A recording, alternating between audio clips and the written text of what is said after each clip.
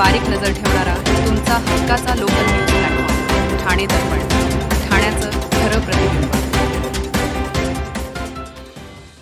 उपमुख्यमंत्री एकनाथ शिंदे यांनी कल्याण डोंबिवलीतील इमारती वाचाव्या लागतील असे विधान केले। त्यांनी जी चिंता व्यक्त केली त्याबद्दल कौतुकच आहे। मात्र अनाथांचे नाथ अशी ओळख सांगण्याचे ममत्व कल्याण डोंबिवलीपुरतेच मर्यादित आहेत का?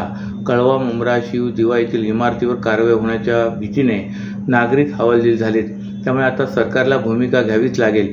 या इमारतीमध्ये राहणाऱ्या नागरिकांना बेघर करणार का, असा सवाल राष्ट्रवादी काँग्रेस शरदचंद्र पवार पक्षाचे राष्ट्रीय सरचिटणीस डॉक्टर जितेंद्र आव्हाड यांनी पत्रकार परिषदेत केला आहे। आव्हाड म्हणाले की शीळ, मुंब्रा, दिवा भागात प्रचंड घबराटीचे वातावरण निर्माण झाले।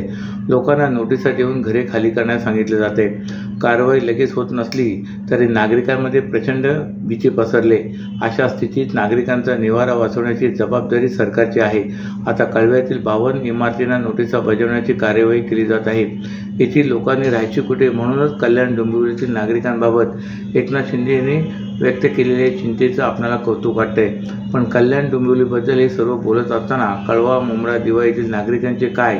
येथील अनेक इमारतींना न्यायालयीन लढाईमुळे नोटिसा बजावण्यात आल्यात। या नोटिसांमुळे नागरिक घाबरलेले आहेत। अशातच त्यांना दिलासा देणे ही सरकारची जबाबदारी आहे। एकनाथ शिंदे यांनी जशी भूमिका कल्याण डोंबिवलीतील जाहीरपणे घेतली तशीच भूमिका कळवा, मुंब्रा, दिवा येथील नागरिकांबद्दल घ्यावी। आंदोलनाला किंवा रस्त्यावर उतरायला आम्ही तयार आहोत। मात्र न्यायालयाला काय उत्तरे द्यायची ही जबाबदारी सरकारची आहे। अधिकाऱ्यांचा बेजबाबदारपणा, प्रशासनाचे दुर्लक्ष यामुळेच अनधिकृत बांधकामे उभी राहिली। अधिकाऱ्यांवर, बिल्डर्सवर कारवाई होत नाही, मात्र गोरगरीब लोकांना बेघर केले जाते, असेही आव्हाड म्हणाले। ठाण्यातील वाढत्या वाहतूक कोंडीवरून महाराष्ट्र नवनिर्माण सेना आक्रमक झाले। वारंवार काढण्यात येणारे आणि लगेच रद्द होणारे GR यामुळे ठाणेकरांची अधिकच कोंडी होते। यासाठी मनसेचे नेते अविनाश जाधव यांनी पत्रकार परिषद घेत प्रशासन आणि उपमुख्यमंत्र्यांवर जोरदार टीका केली। महाराष्ट्र नवनिर्माण सेनेचे नेते जाधव यांनी ठाण्यात आज पत्रकार परिषदेचे आयोजन केले होते। यावेळी त्यांनी अलीकडेच आलेल्या 3 GRचा निषेध नोंदवला। पत्रकार परिषदेत जाधव म्हणाले की हा ठाण्यातील 3रा GR आहे। पहिले दोन्ही GR रद्द झाले। सुरुवातीला परिवहन मंत्र्यांच्या आदेशाने 31 डिसेंबरपर्यंत अवजड वाहनांवर बंदी घालण्यात आली। त्यानंतर उपमुख्यमंत्र्यांनी मध्यरात्री बैठक घेऊन तो आदेश रद्द केला। त्यामुळे ठाण्यातील वाहतूक कोंडी काही प्रमाणात कमी झाली, पण पालघर, वसई, विरारपर्यंत कोंडी वाढली। या निर्णयामुळे होणाऱ्या गोंधळात एका 2 वर्षीय मुलीचा मृत्यू झाला। या मृत्यूला जबाबदार कोण, असा सवाल त्यांनी केला आहे। तसेच नवीन GR नुसार सकाळी 5 ते 11 आणि सायंकाळी 5 ते 11 या वेळेत अवजड वाहनांना ठाण्यात प्रवेशबंदी असेल।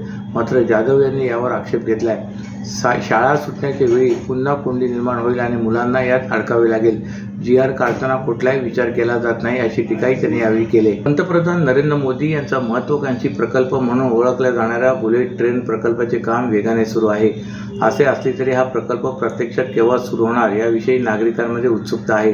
त्यावर केंद्रीय रेल्वे, माहिती व प्रसारण तसेच इलेक्ट्रॉनिक आणि माहिती तंत्रज्ञान मंत्री अश्विनी वैष्णव यांनी प्रकल्प कोणत्या वर्षी सुरू होणार याची सविस्तर माहिती पत्रकारांशी बोलताना दिली। मुंबई अहमदाबाद बुलेट ट्रेन प्रकल्पातील शिळफाटा बोगद्याच्या ब्रेक थ्रू कार्यक्रम आज केंद्रीय रेल्वे, माहिती व प्रसारण तसेच इलेक्ट्रॉनिक आणि माहिती तंत्रज्ञान मंत्री अश्विनी वैष्णव यांच्या हस्ते पार पडला। National high speed rail corporation limited तर्फे घणसोली येथे हा कार्यक्रम आयोजित करण्यात आला होता। यावेळी मंत्री वैष्णव यांनी पत्रकारांशी संवाद साधला। मुंबई अहमदाबाद बुलेट ट्रेन प्रकल्पामुळे 9 तासाचा प्रवास 2 तासावर येणार आहे। तसे या प्रकल्पामुळे मुंबई महानगर प्रदेशातील अर्थव्यवस्थेला चालना मिळणार आहे। तसे या प्रकल्पाचे पहिल्या टप्प्यातील काम 2027 मध्ये पूर्ण होणार आहे, तर त्याच्या पुढच्या टप्प्यात म्हणजे 2028 मध्ये ठाणे आणि त्यानंतर 2029 मध्ये मुंबईत बुलेट ट्रेन धावेल, अशी माहिती मंत्री अश्विनी वैष्णव यांनी दिली। देशातील पहिल्या हायस्पीड रेल्वे प्रकल्पाला म्हणजे मुंबई अहमदाबाद बुलेट ट्रेन प्रकल्प सुमारे 508 किलोमीटर लांबीचा आहे। National high speed rail corporation limited तर्फे प्रकल्पाचे काम करण्यात येत आहे। हा मार्ग मुंबई ते अहमदाबाद दरम्यान उभारला जात असून प्रवासाचा कालावधी केवळ 2 ते 2.5 तासामध्ये पूर्ण होणार आहे।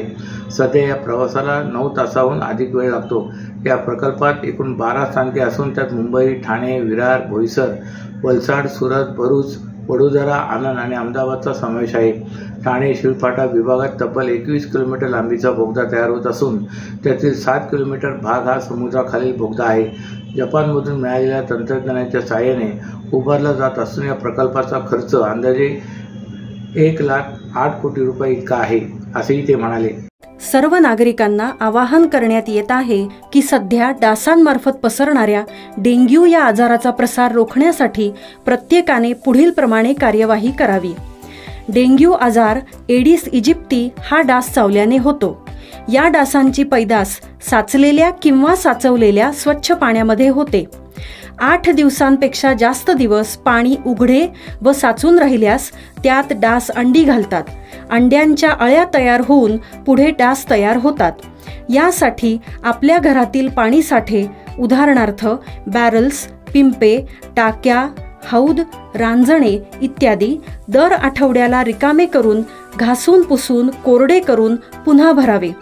1 दिवस कोरडा दिवस म्हणून पाळावा. पाणी साठ्यांना घट्ट झाकणे बसवावीत किंवा जुनी साडी, चादर, धोतर यांनी बांधून झाकून ठेवावीत, म्हणजे डास त्यात जाऊन अंडी घालणार नाहीत. घराच्या गच्चीवर, आजूबाजूला, अंगणात कोठेही पाणी साचू देऊ नये.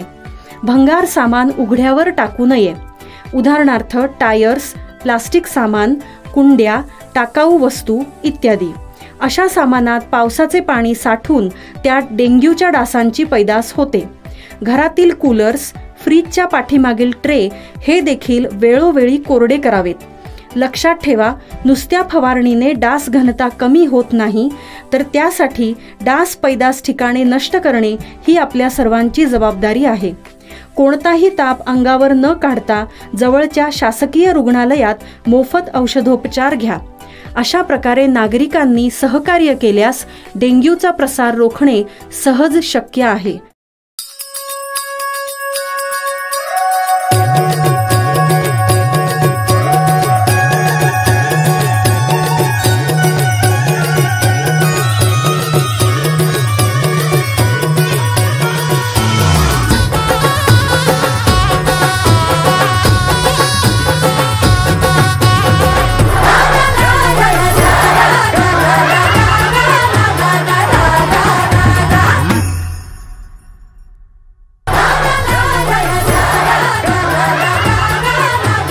राजकीय रंग दिलेल्या स्पोर्टिंग क्लब कमिटीच्या त्रैवार्षिक निवडणुकीत विरोधी असलेल्या स्पोर्टिंग क्लब पॅनलने 9 पैकी 5 जागांवर सरशी मिळवत आपल्या गत पराभवाची परतफेड केली.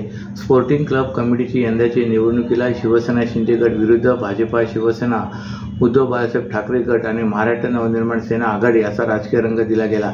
त्यामुळे तमाम ठाणेकरांचे 100 वर्ष जुन्या असलेल्या स्पोर्टिंग क्लब कमिटीच्या निवडणुकीकडे लक्ष लागले होते. अटीतटीच्या या निवडणुकीत स्पोर्टिंग क्लब पॅनलचे माजी परिवहन सभापती विलास जोशी, माजी शिक्षण समिती सभापती विकास रेपाळे, ॲडव्होकेट कैलास देवल, श्रावण तावडे आणि किरण साळगावकर निवडून आले.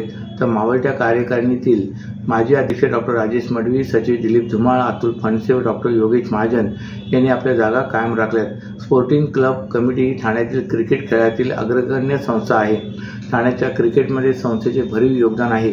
पुढील वाटचालीत विरोधकांनाही बरोबर घेऊन ठाण्याचे क्रिकेट आणि सेंट्रल मैदानाच्या विकासासाठी काम करणार असल्याचे स्पोर्टिंग क्लब पॅनलचे प्रमुख उमेदवार विकास रेपाळे यांनी सांगितले. सोमवारपासून नवरात्री उत्सवला प्रारंभ होत आहे. ठाणेकर या भक्तांना आता वेध लागले देवीच्या आगमनाचे. या पार्श्वभूमीवर ठाणेच्या बाजारपेठेत भक्तांची खरेदीसाठी गर्दी उसळू लागली. देवीचे मुखवटे, दागिने, कन्यापूजनाचे साहित्य आदीने बाजारपेठेचा ताबा घेतल्याचे दिसते. अवघ्या 4 दिवसांवर येऊन ठेपलेल्या नवरात्र उत्सवासाठी ठाण्याच्या बाजारपेठा सज्ज झाल्यात. बाजारपेठेत कृत्रिम फुलांच्या माळा, रंगीत साड्या, पूजेचे साहित्य, फॅब्रिक आणि रेडीमेड देवीचे मुखवटे, फोल्डिंग प्रतिकृती, पारंपरिक दागिने, कन्यापूजन साहित्य, कवड्यांच्या माळा देवी भक्तांचे लक्ष वेधून घेत आहेत. बाजारपेठेत घटांसाठी साडी 100 ते 500 रुपये, देवीचे मुखवटे 100 ते 2000 रुपयापर्यंत उपलब्ध असून यामध्ये फायबर, ॲक्रेलिक, मेटल आणि POP यापासून बनवलेले सुंदर आणि देखणे मुखवटे नागरिकांसाठी उपलब्ध झाले आहेत. हिरेजडित मुखवटे देखील या ठिकाणी उपलब्ध झाले असून या मुखवट्यामध्ये महालक्ष्मी, दुर्गामाता, कालिका माता, तुळजाभवानी, वैष्णोदेवीच्या मुखवट्यांचा समावेश आहे. अशाच नव्या आणि ताज्या बातम्यांसाठी ठाणे दर्पणच्या पेजला लाईक करा आणि फॉलो करायला विसरू नका.